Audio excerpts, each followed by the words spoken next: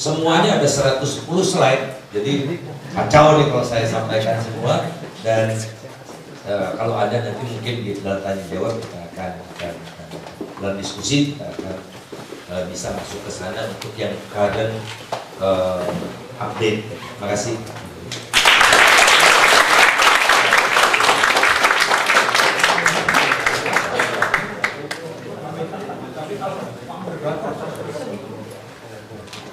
Moderator kan boleh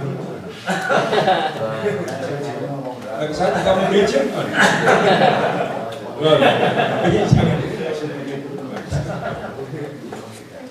Paspornya sudah dibawa.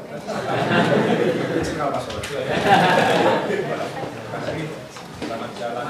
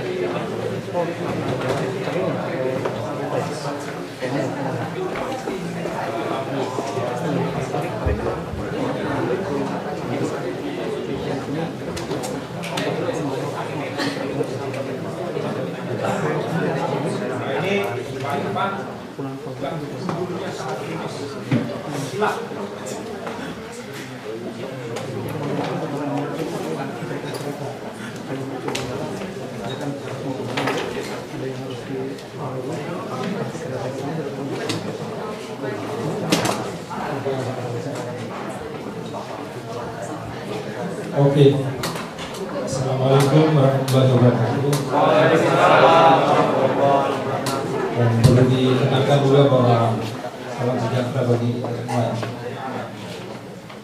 Karena ada yang bilang kenapa orang Islam di Indonesia karena selalu didoain dan diskusi, apalagi di majelis taklim ya. Assalamualaikum bagi yang muslim, salam sejahtera bagi yang non muslim.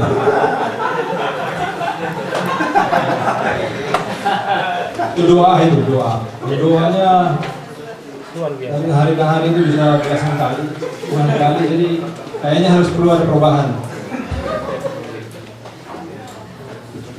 Ya, tadi Mas Faisal sudah merangkai semuanya dari sisi yang sangat bagus melihat kondisi perekonomian di Indonesia.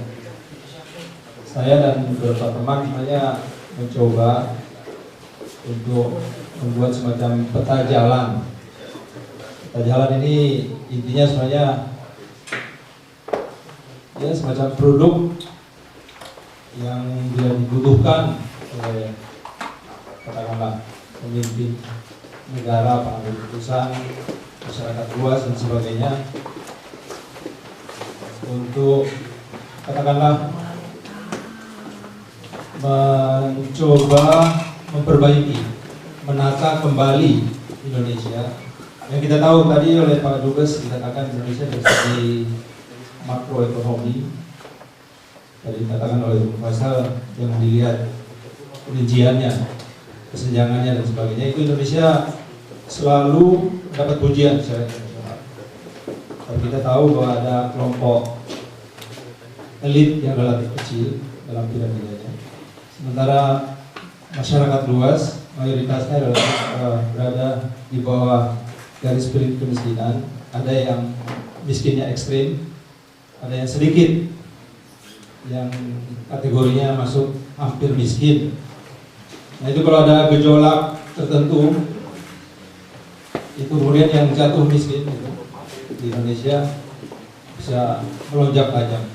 Saya saat ini bekerja sebagai koordinator nasional untuk pencapaian MDGs. Tadi di Pak Putih mengatakan MTGS kaitannya dengan goal, bukan goal ini ya, sepak bola.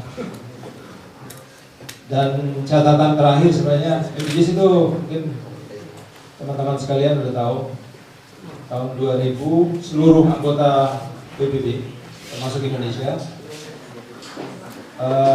memiliki bukan kontrak tapi semacam kesepakatan bersama tanpa sanksi bahwa pada tahun 2015 nanti kemiskinan menjadi separuh secara global seluruh dunia.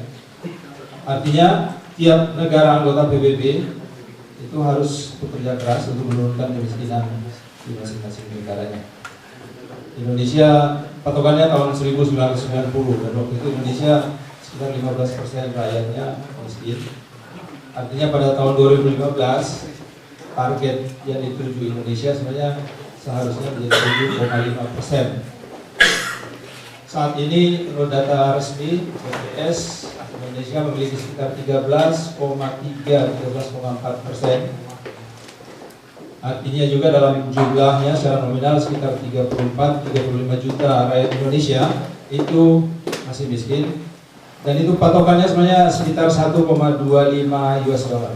Artinya siapa-siapa rakyat Indonesia yang penghasilannya per hari 1,25 US dollar itu kategorinya miskin. Indonesia luas sekali, mungkin 1,25 US dollar per hari di Ternate tempatnya si Erwin, relatif masih dianggap kaya lah. Apalagi kalau punya lahan ya, petani yang bisa subsisten. Tapi kalau di Jakarta 1,25 US dollar itu sekitar berapa? 15.000 mungkin, nggak sampai ya. Itu habis di ongkos,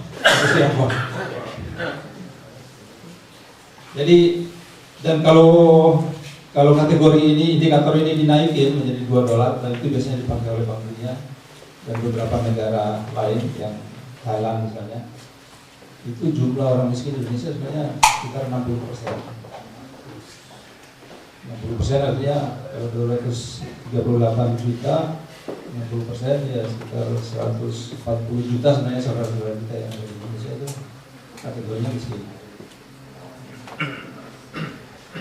Peta jalan ini sebenarnya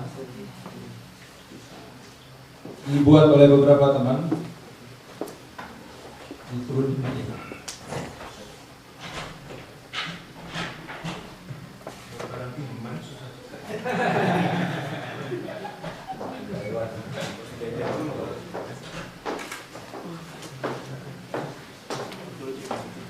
Sebenarnya di konstitusi kita sudah sangat bagus.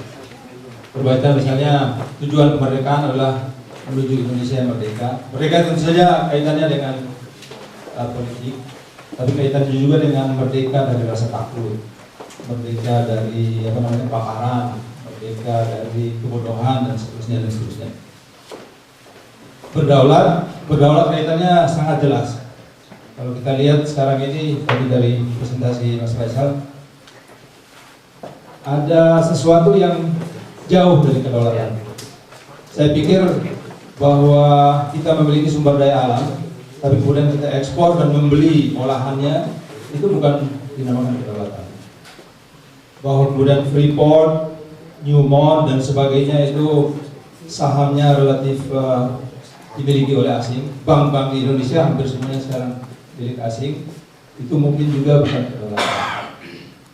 Tentu saja kedaulatan kita menuntut misalnya kalau Soekarno dulu ya nasionalisasi. Yang paling ekstrem mungkin Chavez di Venezuela, nasionalisasi di Bolivia. Tapi intinya sebenarnya kedaulatan dalam konteks globalisasi ini minimal ada istilah menjadi sopir di angkot sendiri gitu. Kalau Indonesia dianggap sebagai angkot, nah kita jadi sopirnya gitu. Kalau yang lain dari luar mau jadi kondektur boleh-boleh aja. Penumpang silahkan tapi bayar. Ini jelas sekali dalam mukadimah adil dan makmur saja. Nah, tujuan seperti itu sebenarnya sampai sekarang masih banyak yang perlu diperbaiki.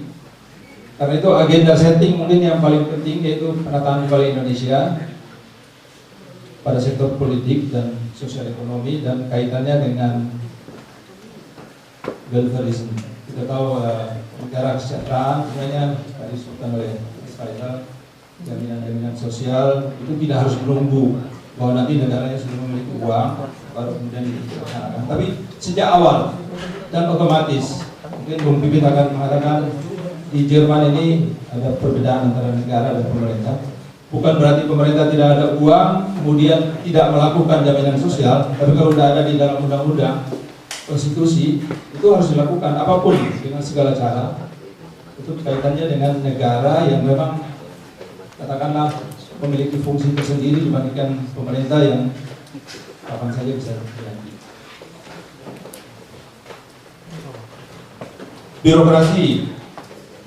Birokrasi tentu saja juga Verwaltung di Jerman. Teman-teman sekarang sebenarnya memiliki kesempatan besar untuk belajar banyak dari Jerman. Kita tahu bahwa terkait dengan birokrasi banyak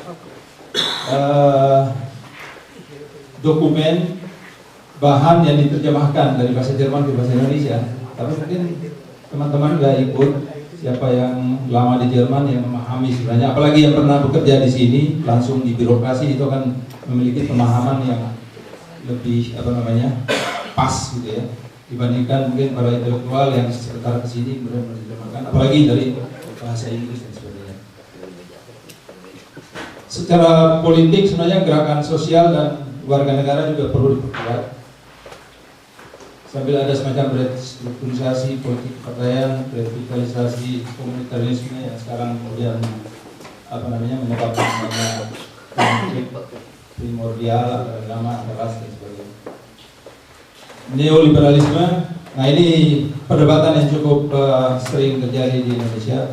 Bung Faisal dari kalangan yang sangat tinggi akan menganggap beliau ini orang kanan, tapi realistis sebenarnya, karena selama ini sebenarnya tak ada satu negara pun sebenarnya yang katakanlah murni neolib yang kira-kira identik dengan fundamentalis pasar yang menolak sepenuhnya kepentingan negara untuk melakukan intervensi. Amerika yang biangnya liberalisasi sebenarnya sudah membeli banyak bank sejak krisis terakhir.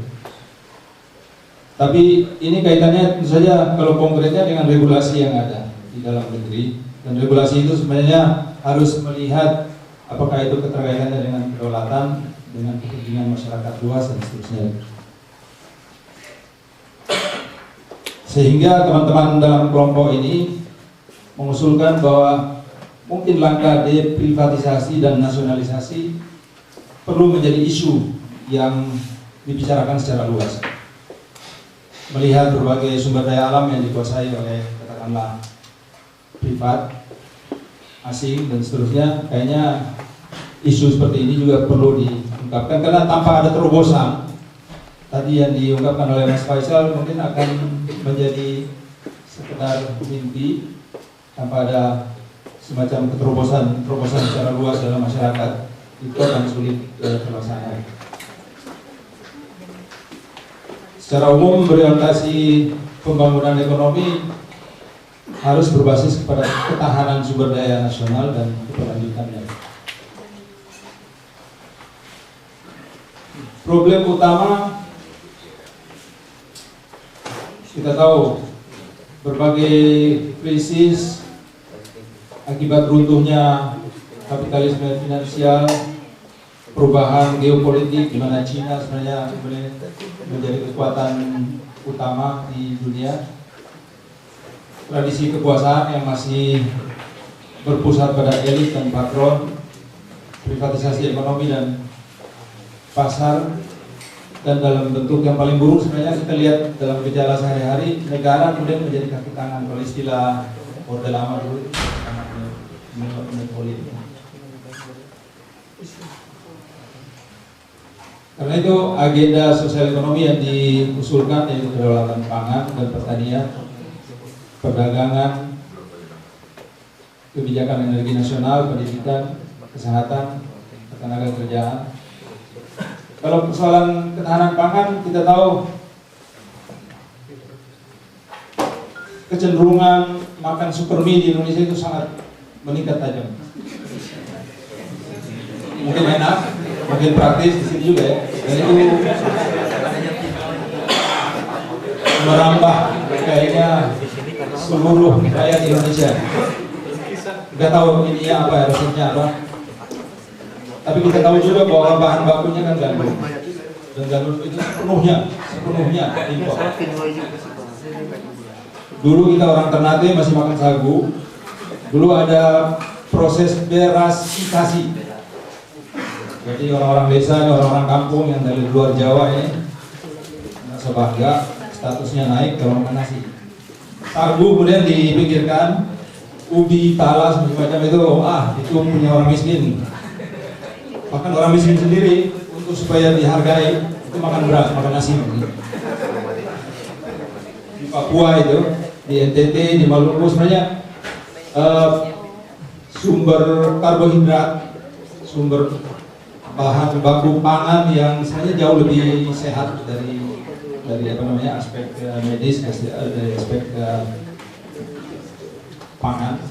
Tapi beras yang lebih penting. Nah sekarang ini kayaknya ada kecenderungan meninggalkan beras, supermie ya. Dulu waktu kampanye ya, Partai Demokrat itu lagunya juga supermie. Nadanya kan, kemudian dikritik sama Yusuf Kala. Kemudian SBY mengatakan nanti supermie-nya bahan bakunya bukan gandum tapi sagu atau ubi. Tapi nggak tahu ininya proses. Kalau itu dilakukan mungkin oke, karena kaitannya dengan bahan pangan lokal. Konsumsi gandum yang diimpor itu 18,5 juta atau 18,7 juta ton per tahun. Nanti diprediksi pada tahun 2025. Dan Indomie memang jadi salah satu perusahaan terbesar di Indonesia. Keuntungannya paling tinggi, yaitu kesalahan siapa nggak tahu, karena memang enak ya. Sama saya sih enggak, saya kan sekarang udah katakanlah sadar makan gitu, jadi vegetarian, mungkin makan ikan sekali-sekali dan nggak boleh ada pengawet dan sebagainya. Tapi ada paman saya itu dari pagi sampai malam itu supermie. Puasa itu dia, kalau yang merokok itu menunggu masa buka untuk merokok, dia menunggu untuk makan supermie. Nggak tahu, mungkin ada bahan addicted juga di situ ya. Jadi ya. Susu misalnya 70% diimpor, dan benih jagung hibrida Pak Fadel misalnya yang katakanlah gubernur jagung dulu, sekarang di kelautan dan sebagainya. Tapi seperti dikatakan Mas Faisal tadi, karena jarak antara Gorontalo kemudian ke Jawa ini dibandingkan dengan Singapura atau Thailand ke Jawa, dari segi ongkos dan sebagainya itu pasti kalah. Ya gubernur jagung ya gubernur jagung. Mungkin di sekitar daerahnya oke, dan persoalan Indonesia memang dari salah satu aspek itu menjadi sangat penting. Solusinya tentu saja diversifikasi pangan, penganekaragaman pola konsumsi pangan yang sekarang sadar. Sekarang misalnya orang Ternate udah mulai itu, jadi sagu buat mie. Ada teman yang dokter ITB gitu yang membuat itu, dan katanya enak. Nggak tahu enaknya karena orang Maluku dikasih ke orang Jawa mungkin kayaknya agak lain ini seleranya. Membangkitkan pertanian rakyat berbasis komoditi pangan lokal seperti sagu, singkong, umbi-umbian, jagung, dan kedelai. Mencari pengganti bahan pangan impor khususnya gandum. Identifikasi produksi ini yang sebenarnya produksi lokal. Kemudian mengembalikan fungsi Bulog, ini politis. Sejak reformasi sebenarnya Bulog kemudian berbeda dengan zaman Orde Baru dulu, zaman Soeharto, yang masih tingkat kementerian dan memiliki kewenangan yang bisa mengontrol pangan security. Di Indonesia sekarang kayaknya Bulog seringkali bertindak menjadi bukan kaki tangan ya kalau kasar ya, tapi partner para maklar importir.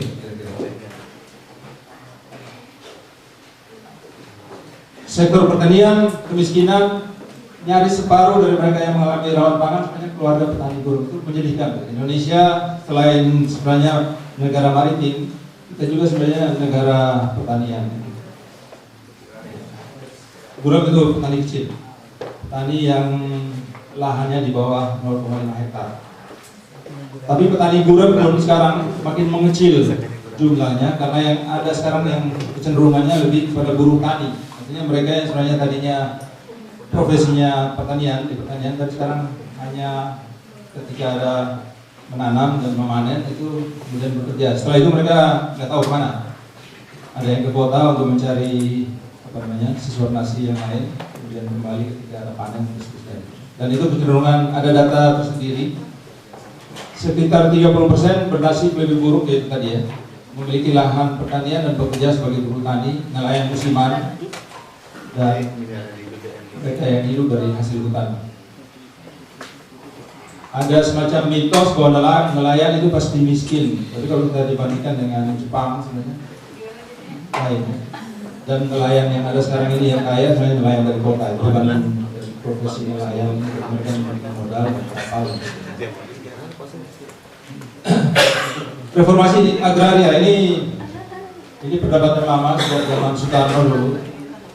Terakhir BPN, Badan Pertanahan Nasional, memang kemudian karena kebijakan pencitraan mungkin membagi-bagi lahan-lahan, katakanlah lahan-lahan non-produktif, lahan yang dipelaikan dari kelompok developer yang kemudian tidak digunakan dan sebagainya, itu dibagi-bagi. Tapi saya nggak tahu karena ini urusannya lebih tidak tersistemik, urusannya lebih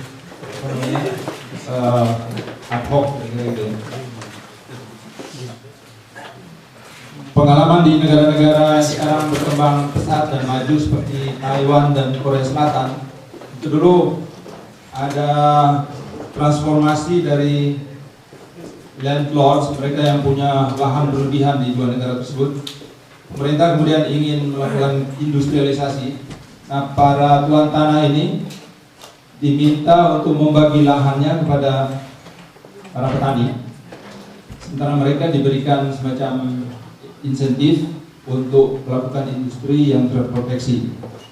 Jadi sekarang Korea Selatan misalnya dengan berbagai industri perkapalan, mobil, handphone dan sebagainya, dan seterusnya. Di Taiwan seperti itu juga. Itu tadinya tuan tanah. Jadi ada kompensasi yang jelas. Sementara mereka yang dikasihkan tanah dengan pembagian yang saja melihat data yang dipercaya, itu yang paham tentang pekerjaan pertanian, itu kemudian mengelola pertanian. Dan kemajuannya sangat pesat. Malaysia juga mengikuti, Cina terakhir juga mengikuti hal tersebut. Nah, Indonesia ini land reform dianggap urusan komunis. Dulu memang kelompoknya Syafiq penentang berat.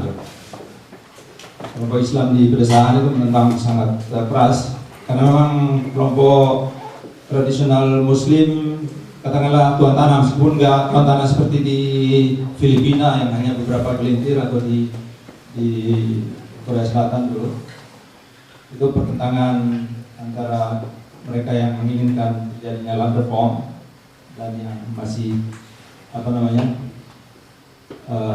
untuk status quo.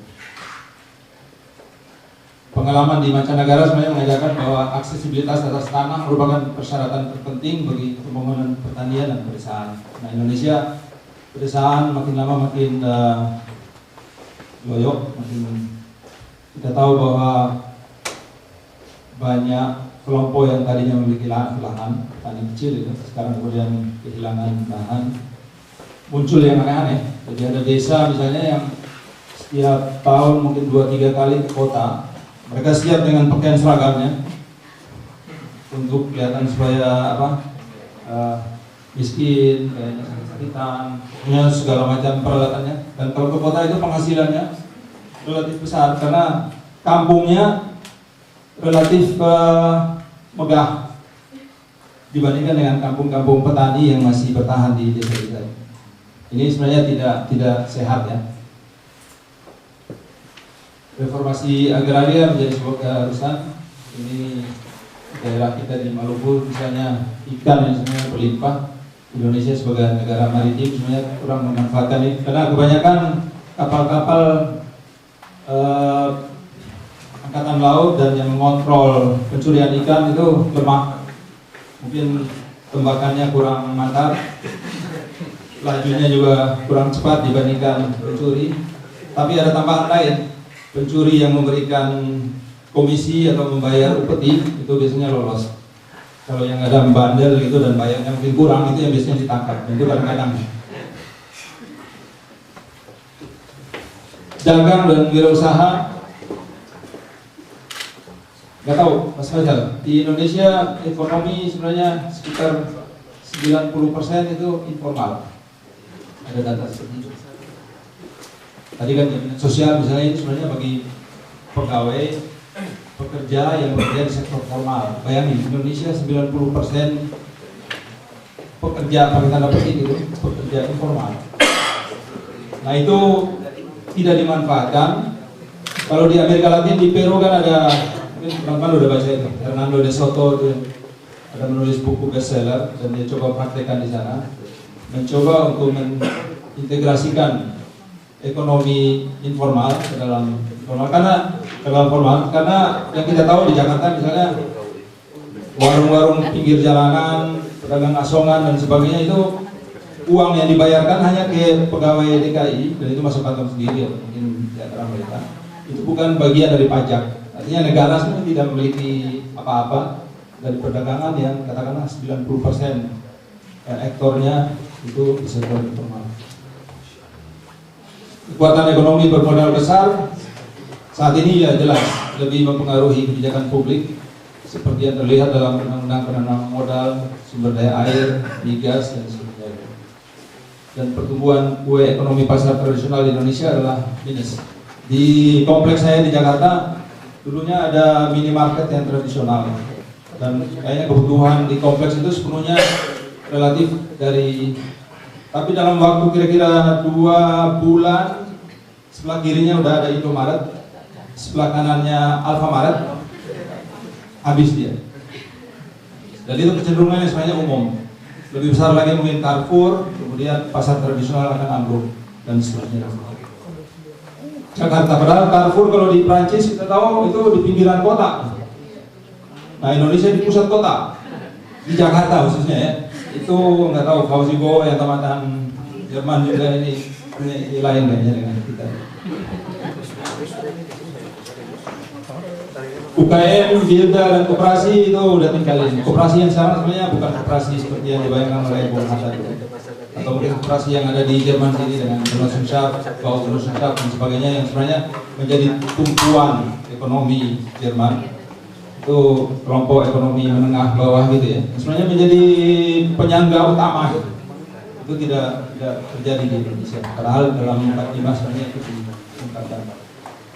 Artinya memang harus ada reorientasi program koperasi yang tidak hanya merupakan entitas ekonomi tapi juga entitas sosial dan politik.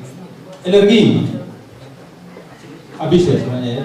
BBM hampir habis, sebagian mengatakan tahun 2035 akan selesai. Tapi padahal Indonesia sebenarnya kaya raya dengan ekonomi alternatif. Saya dan teman-teman di Sulawesi Barat ada sungai yang mengalir itu udah bisa langsung bikin pembangkit tenaga listrik. Ada mantan kepala desa yang pernah belajar di bengkel pembangkit listrik itu, dia kemudian pulang ke desanya bangun itu, dan setelah 63 tahun merdeka baru desa itu nyala malam harinya. Kalau enggak itu pakai obor, pakai lilin, dan waktu itu juga pertumbuhan penduduknya cepat. Nah, sekarang ini udah sekitar 180 desa sekitarnya terang beneran 24 jam dan dikasih penghargaan oleh pemerintah sebagai desa mandiri listrik. Sebenarnya kalau mau nggak usah repot-repot, tiap desa itu juga sih kesempatan karena matahari ya nggak ada batasnya di Indonesia. Air geotermal yang sekarang tapi sekarang ini memang ada kecenderungan itu dibikin bisnis besar, dan artinya kalau bisnis besar itu biasanya yang dirugikan yang masyarakat luas.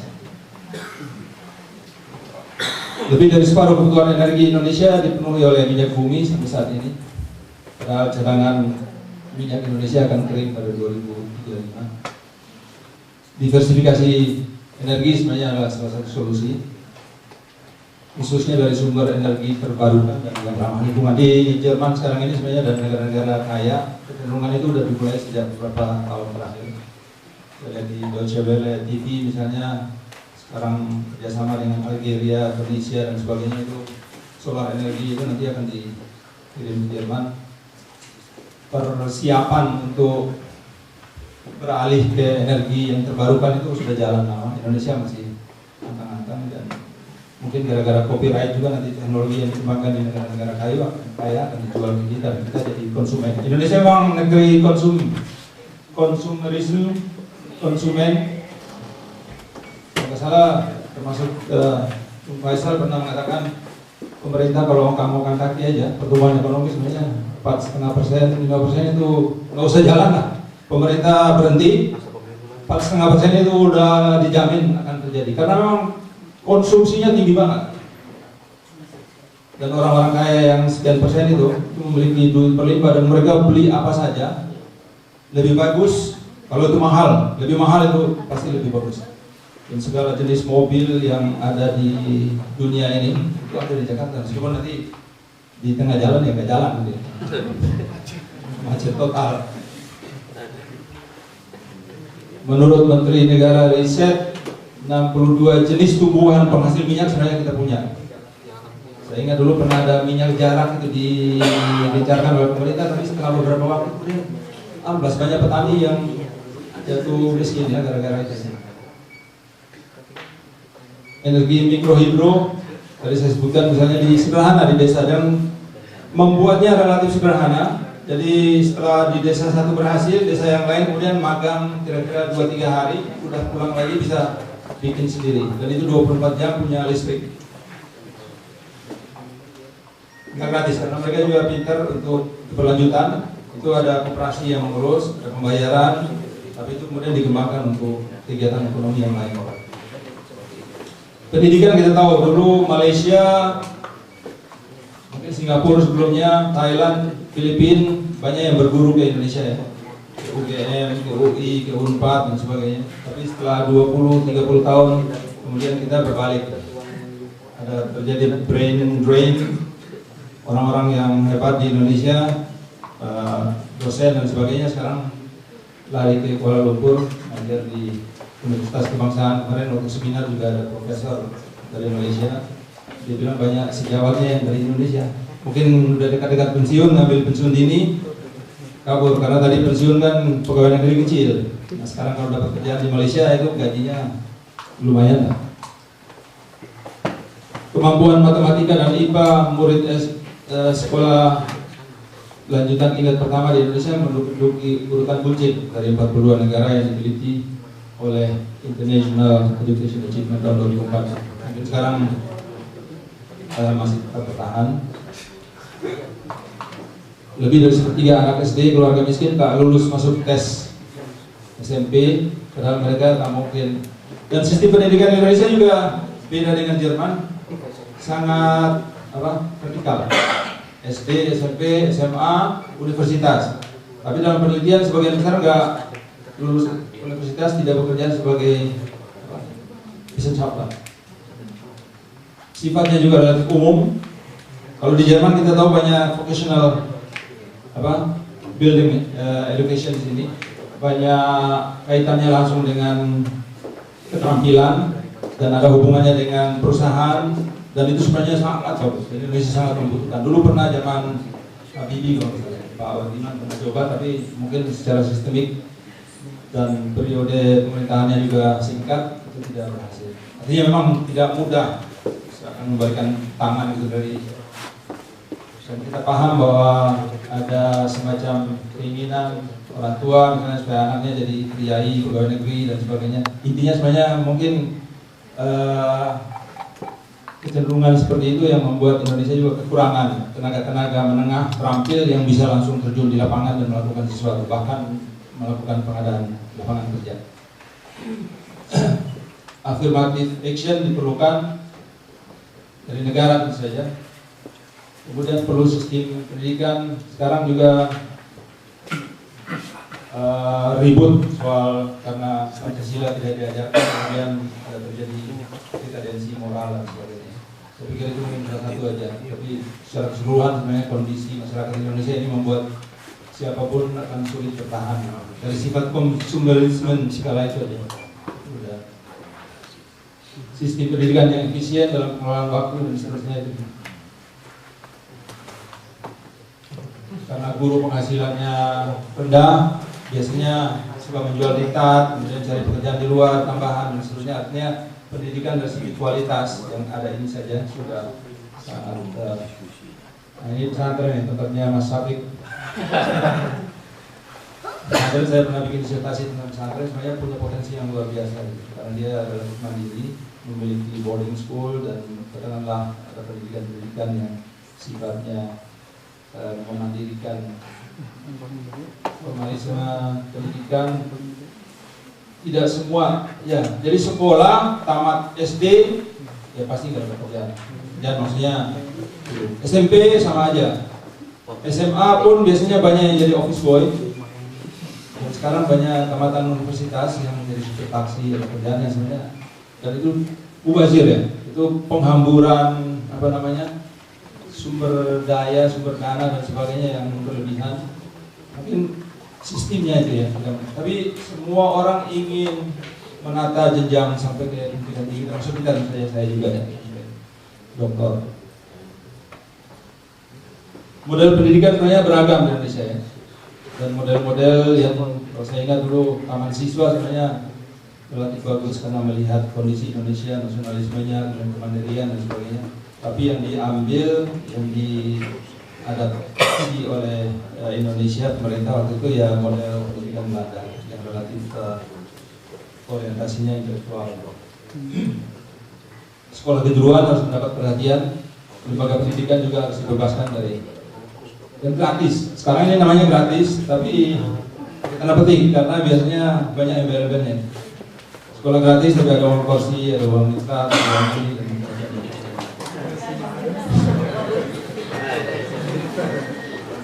Kesehatan merosot, itu kaitannya juga dengan indeks pembangunan manusia Indonesia yang terpuruk dari urutan ke 111 ke 177 negara, lebih rendah dibandingkan Vietnam, tentu saja apalagi Singapura, Malaysia dan Thailand. Penganggur buruh di Indonesia ada yang bekerja 2 jam per minggu itu dianggap sudah bekerja. Jadi kalau lihat statistik pengangguran 8% saat ini itu sebenarnya apa ya? Tidak real, karena yang 2 jam bekerja itu sudah masuk di dalam angkatan kerja ya. Dan itu termasuk yang 8%.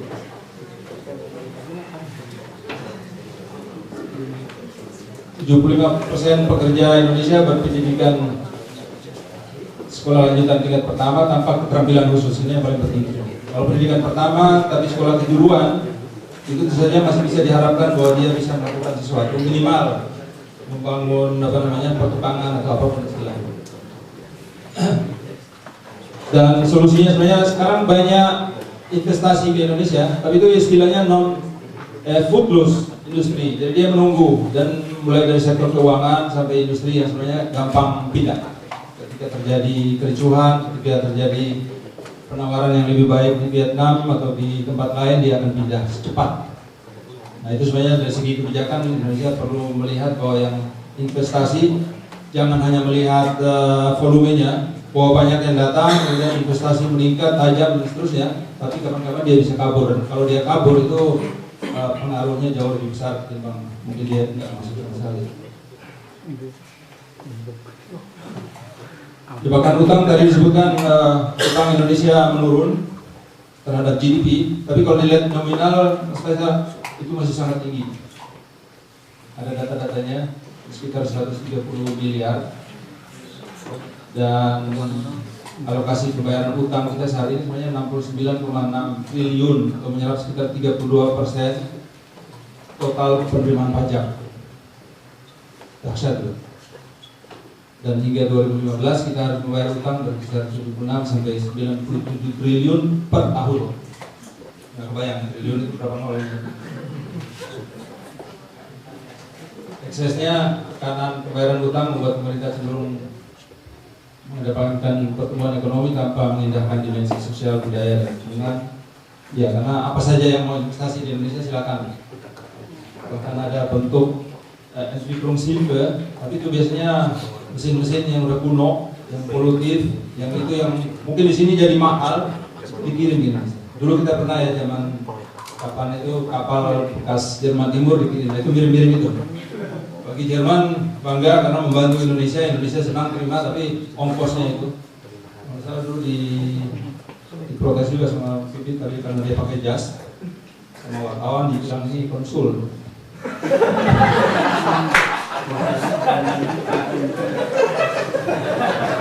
Disuruh pidato dan pidatonya kayak ini Pak Sayur, kayak konsul ya. Konstitusi yang diingkari itu banyak. Demokrasi ekonomi, ya sebenarnya menguatkan kembali peran publik negara. Itu nanti kalau urusan negara dan pemerintah sebenarnya perlu ada pemisahan yang jelas. Dan kita sebenarnya yang belajar di sini banyak sebenarnya literatur yang bisa didapat dan bisa dipelajari dari Jerman. Jerman Verwaltungnya sangat independen. Pemerintah boleh bilang apa, tapi kalau tidak sesuai dengan regulasi, dengan undang-undang, itu Verwaltung bisa aja jalan terus tanpa mengindahkan. Kalau Indonesia, pemerintah mirip dengan negara atau disamakan dengan negara, sehingga kecemasan pegawai ini kalau tidak mengikuti pemerintah, meskipun ini mungkin berlawanan dengan undang-undang atau konstitusi, itu lebih condong untuk mengikuti pemerintah. Ini mungkin salah satu masalah utama yang juga perlu dibereskan, sehingga mereka yang bekerja pun ada rasa aman bahwa meskipun ini dia mengacunya ke undang-undang, apa kata undang-undang aku lakukan. Kalau ada politisi yang datang mengatakan aku harus, kalau kau harus begini, mungkin untuk menguntungkan partainya atau menguntungkan posisinya dan sebagainya, tapi kalau tidak sesuai dengan undang-undang ya tolak. Jadi di sini tidak ada sanksi, bahkan yang memaksa ini yang bisa dikenakan sanksi. Demokrasi Indonesia masih sangat prosedural dan dan kita tahu memang bahwa banyak yang agak pesimis sekarang dengan partai politik. Dulu sebagian orang Islam masih semangat itu PKS, DK waktu itu ya. Kayaknya ini partai kader yang banyak jujur, tapi sekarang ini kayaknya udah ikut arus dan tidak terlalu atau sama kira-kira gitu dengan yang lain. Orientasinya kekuasaan. Sorry kalau ada yang PKS di sini, mungkin ini bagian dari kritik supaya ada kebenaran di dalam. Ya.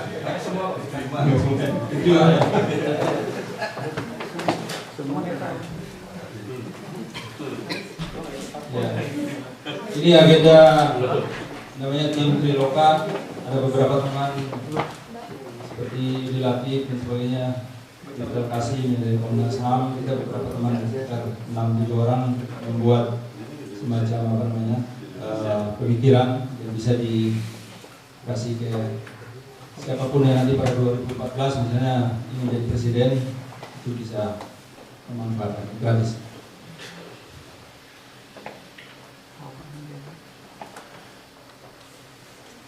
Ada beberapa aspek yang perlu diperhatikan: infrastruktur, akses ke informasi, kemiskinan, kesenjangan antar daerah, persaingan global, sumber daya alam, krisis air. Krisis air ini juga jadi masalah utama di pesisir dan kelautan dan perumahan rakyat. Itu ada bahasan tentang berbagai isu tadi. Ya, mudah-mudahan generasi masa depan yang cerah seperti ini juga memiliki kapasitas, keterampilan yang katakanlah bisa mandiri dan memandirikan Indonesia. Terima kasih, ini anak saya.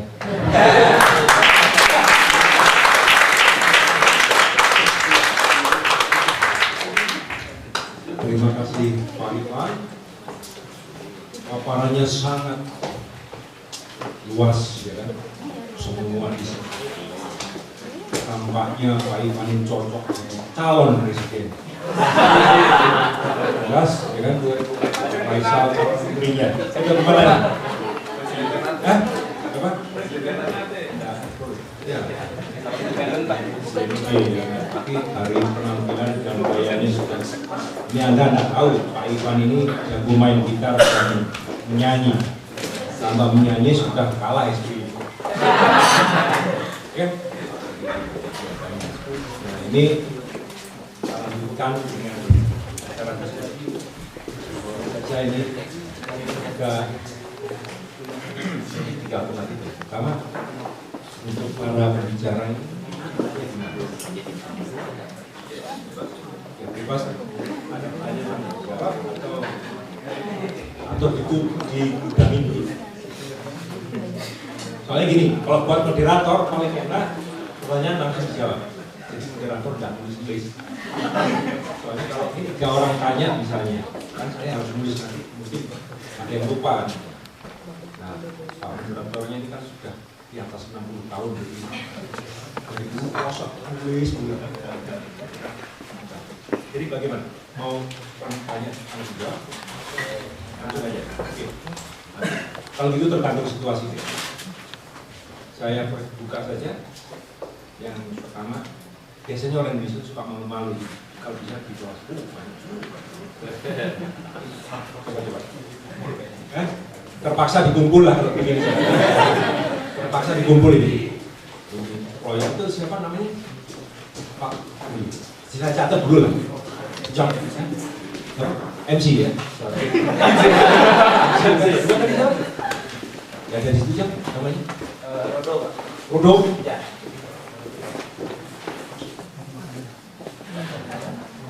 Saya kiri aja dulu ya. Siapa? Sulis. Oh tulis. Terus siapa tadi? 5 ya? Satu aja.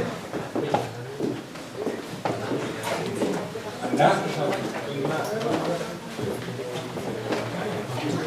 Oke lah kalau gitu kita mainkan saja 5 orang ini. Pak NC ya, dipersilakan untuk bertanya, menanggapi. Saya ingin bertanya kepada Pak Faisal. Pak Faisal kan tadi mengatakan bahwa contohnya dalam sumber daya alam bauksit kita tuh mengekspor langsung sumber alam tersebut tanpa pengelolaan langsung kan. Saya ingin bertanya, kendala apa yang sebenarnya dihadapi oleh Indonesia dalam pengolahan bahan alam yang kita miliki gitu. Terus kita komentar aja. Sebenarnya sering ya kita melihat kita sendiri membahas masalah-masalah yang kita miliki, terutama misalnya seperti ketika sumber daya alam itu kita ekspor secara langsung dan misalnya minyaknya juga kan kebanyakan kita tidak mengolahnya kan. Terus tapi saya tuh sangat kayaknya sangat jarang gitu ya ketika mendengar orang yang mau membahas progres apa justru yang telah kita lakukan dalam menanggapi masalah tersebut. Karena sebenarnya saya tuh berkeyakinan setidaknya pasti ada yang telah kita lakukan dalam menangani hal tersebut. Karena masalah ini bukanlah masalah yang baru menurut saya. Dan ataukah bahkan kita seburuk itu, maksudnya benar-benar tidak ada usaha yang kita lakukan sedikit pun dalam masalah tersebut.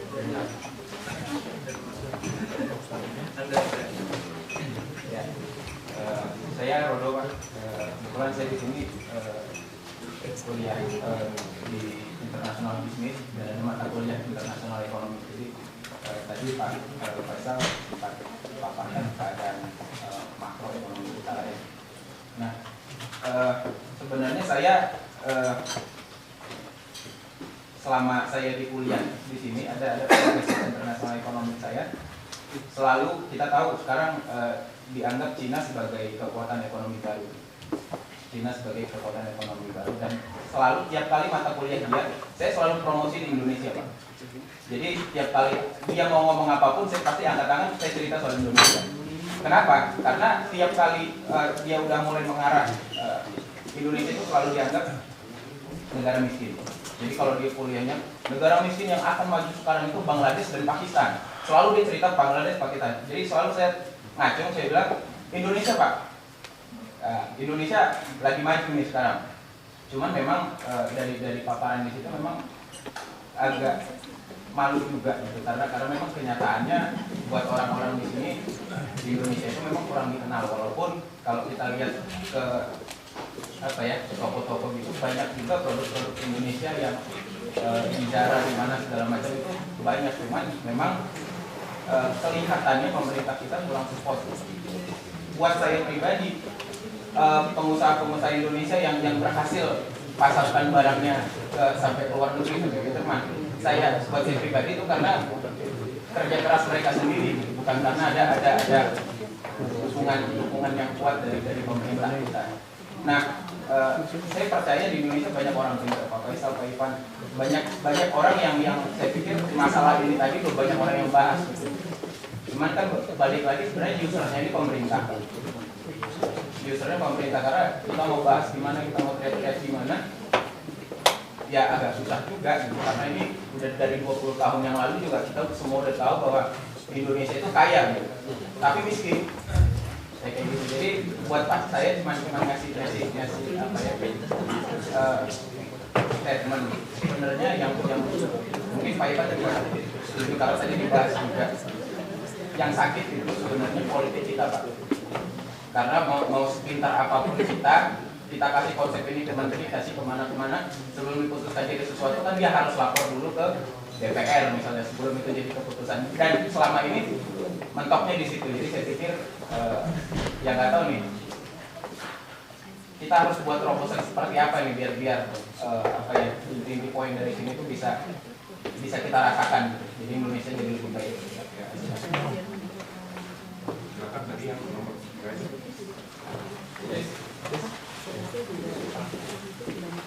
Tadi Bang Faisal menyebut mengenai bagaimana sentralnya BUMN di Indonesia. Nah, saya yang punya latar belakang hukum melihat kelembagaan hukum BUMN di Indonesia itu sebenarnya telah mengalami transformasi. Di masa lalu itu ada badan hukumnya adalah Perjan, Perum, Persero, dan kemudian yang dibentuk khusus dengan undang-undang seperti Pertamina dan beberapa bank ketika masa lalu sudah dibentuk oleh undang-undang. Nah, ketika sekarang sudah disederhanakan menjadi Perum, Persero dan Perum, di sini ada ganjalan persoalan aspek hukum terhadap definisi keuangan negara yang masih mencantumkan BUMN termasuk salah satu sumber yang dikonstruksikan, sehingga tindakan-tindakan direktur BUMN yang mempunyai dimensi bisnis sebenarnya bisa berimplikasi terhadap tindak pidana korupsi. Nah, saya melihat ini merupakan salah satu penghambat dalam melaksanakan bisnis, mengambil keputusan penting, khususnya BUMN yang telah berbentuk Persero, dalam melakukan inovasi dan menginvestasikan resiko yang untuk jangka panjang itu. Nah, apakah ini merupakan titik sentral dari yang perlu dibenahi dari sisi ekonomi terhadap konstruksi hukum terhadap tindakan-tindakan direksi ini, karena ini akan mengganggu kemampuan para direksi untuk melakukan inovasi. Sementara sebenarnya dia berhadapan dengan swasta yang tidak ada konstruksi korupsinya gitu. Saya ambil contoh gampangnya. Ketika kita misalnya kredit dengan bank BUMN, ketika menghadapi macet sering dikriminalisasi melakukan tindakan korupsi dengan tindak pidana korupsi. Sementara bank swasta dia menggunakan instrumen hukum-hukum korporasi pada umumnya, jaminan dilakukan eksekusi dan lain sebagainya. Nah, ini kan akan menghambat BUMN sendiri melakukan inovasi. Kemudian yang pertanyaan saya kedua adalah terkait dengan yang kelembagaan jaminan sosial itu sendiri, Pak Faisal. Kan kemarin antara Menteri dan DPR sepertinya mengalami perbedaan. Nah, bentuk hukumnya apakah lebih tepat BUMN atau bentuk hukum khusus yang dimana nanti memberikan akses organisasi buruh atau buruh itu sendiri melakukan mengorganisasi keuangan terhadap jaminan sosial di kelompoknya gitu. Seperti kayak di negara-negara Skandinavia. Itu aja, Pak. Terima kasih.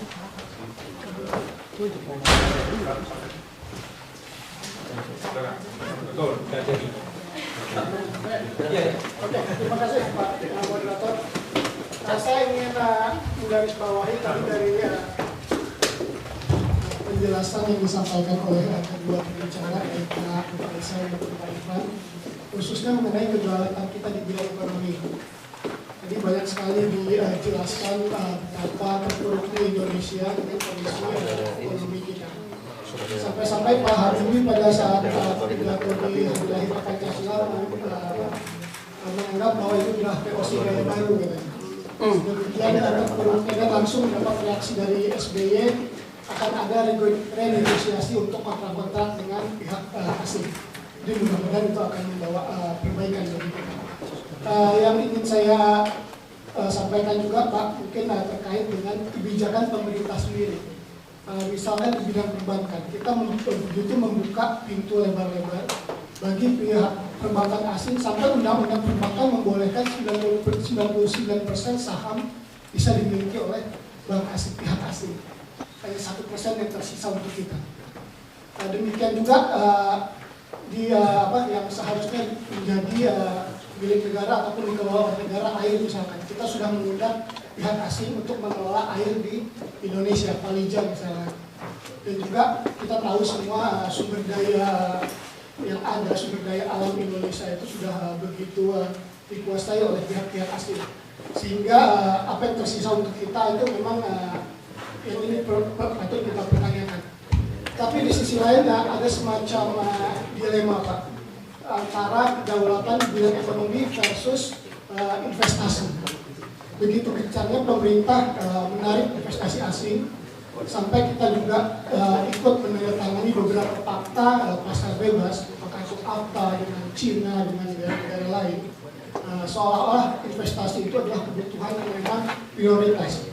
Saya ingin mendapatkan pandangan dari Bapak berdua tentang hal ini, bagaimana seharusnya kita menyikapi kedaulatan di bidang ekonomi tersebut. Terima kasih. Terakhir, ini kelihatannya ada kebutuhan banyak ngomong selama ini terpendam. Ya, saya ada 2 pertanyaan. Saya William, Sekolah International Management.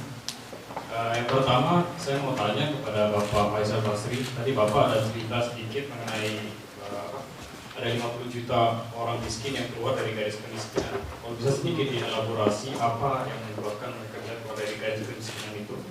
Dan hal yang kedua adalah mengenai saya sekarang sedang tertarik mempelajari tentang organisasi dunia usaha, karena saya membaca satu buku dari Sukamti Cipto Sarjono, itu adalah mantan ketua Kadin dan juga adalah pengusaha yang memegang Sahid Group. Dia mengatakan bahwa negara di mana organisasi dunia usahanya kuat, di situ juga biasa negaranya itu juga adalah negara yang kuat. Itu bisa dilihat dari negara Jerman, di mana mereka mempunyai suatu IHK atau chamber yang sangat kuat. Mungkin bisa dibilang salah satu chamber yang terkuat di seluruh dunia. Karena saya melihat bahwa chamber itu adalah salah satu perpanjangan tangan daripada dunia usaha kepada pemerintah. Dan saya mau menanyakan pandangan Pak Faisal sendiri bagaimana, karena menurut info dari teman bahwa Bapak lumayan aktif di Kadin, pernah megang jabatan di LP3I. Gitu, saya mau tanyakan bagaimana pandangan Bapak mengenai Kadin di Indonesia, karena sejauh ini citra Kadin di Indonesia sangatlah mungkin tidak baik. Itu semacam bisnis club saja, bahwa mungkin contohnya banyak sekali hal bisa dilihat banyak orang mau masuk Kadin hanya sebagai suatu batu loncatan untuk masuk ke pemerintah, bisa dibilang kayak Abu Rizal Bakri atau juga semacam Messi Daya. Contohnya saya tidak tahu penjelasannya bagaimana, dan saya mau lihat pandangan Bapak dalam hal ini bagaimana. Terima kasih.